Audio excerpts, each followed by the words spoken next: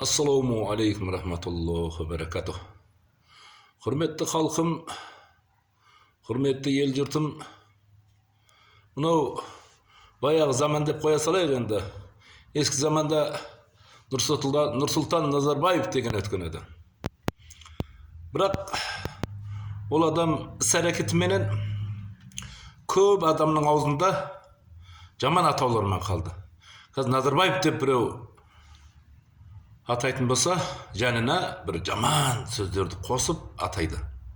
Ол менің өтірік сөзім емес, бүткіл ютубтан болсын, фейсбуктан болсын, инстаграмнан болсын, сөйтіп Назарбаевты сондай атаулармен атайды. Баяғыда сондай бір жігіттер болған. Назарбаев, көріңнен қазып алам, күрек міне деп күрек көрсеткен жігіттер де болған. Егердем сол жігіттер сөзінде тұрып, Назарбаев өлгеннен кейін көрінен қазып алатын болса, онда үлкен бір қорлық. Мынау қазір Назарбаев деп жанына жаман атауларды қойып айтып отырудың өзі үлкен бір қорлық Назарбаев үшін, Нұрсұлтан үшін. Не үшін? Кезінде 30 жыл бойы референдум ассамблея деп дауыс бергізіп, дауысқа қойып, сөйтіп өзінің айтқандарының барлығын ұтып келді. Өзінің ойындағыларын бәрін халықтың ортасында ұтып келді. Ол кімдер арқылы ұтты? Ассамблея. Оны еще былай не деп қойды десеш, халық ассамблеясы деп қойды. Ол халық ассамблеясы емес, бір ғана Назарбаевтың ассамблеясы еді ол.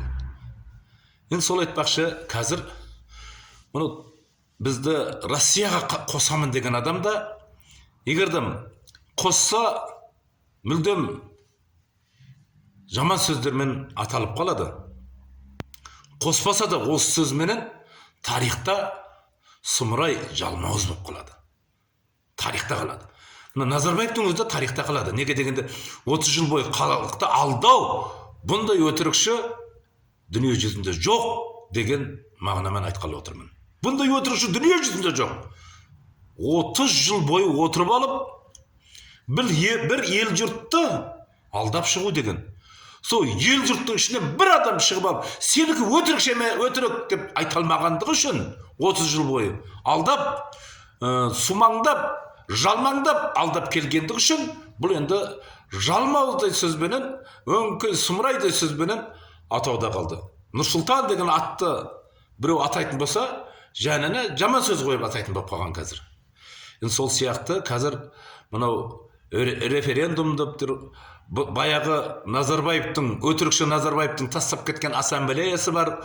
Осы арқылы ол жеңетініне көзі жетіп, Россияға қосуға әрекет қылған адам болса, бұл қоспаса да, осы қосамын деген сөзіменен тарихта өте бір жаман аттан атауларменен, жаман атты өзінің атын жанына қойып, сөйтіп тарихта қалатын адам. Негізі бұл біз орыстармен өмір сүріп келгенбіз. Бұрында өмір сүрген, егердем өмір сүрмеген болғанымызда біз білмес едік бұларды. Біз білеміз бұлардың кім екенін. Мен жақында ғана қырғыз бауырларымызға не істеді? Қырғыз баня деп барлықтарыңыз ютубтан болсын, фейсбуктан болсын, инстаграмнан болсын жазсаңыздар, қырғыз баня деп жазсаңыздар шығады. Олар баняның ішінде орыстар сол қырғыз бауырларымызға не істеді? Сода анық көрсетіп қойған. Бұлар жауыз, бұлар залым. Сол жауыз залымдарға біз бала шағамызды тастап кетсек, біз онда бізде залым жауыздардан болып қаламыз.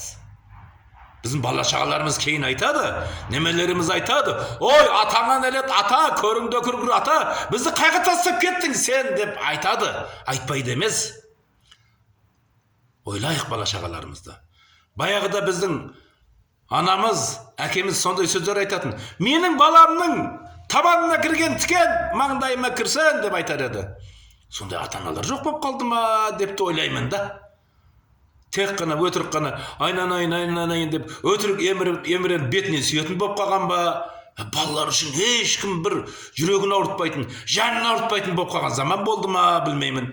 Баладан бір Байланы ойламайтын заман болып қалды ма?